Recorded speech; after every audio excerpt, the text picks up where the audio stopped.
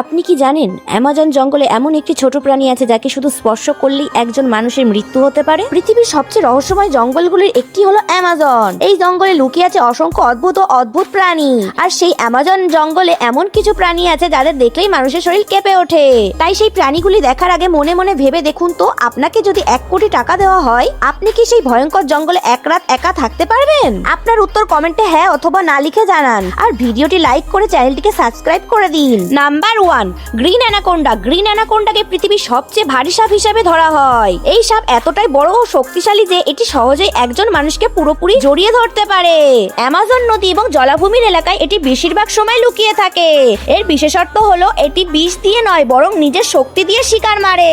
Number 2, golden poison frog. Golden poison frog দেখতে ছোট এবং খুব সুন্দর হলেও অ্যামাজনের সবচেয়ে বিষাক্ত প্রাণীদের একটি।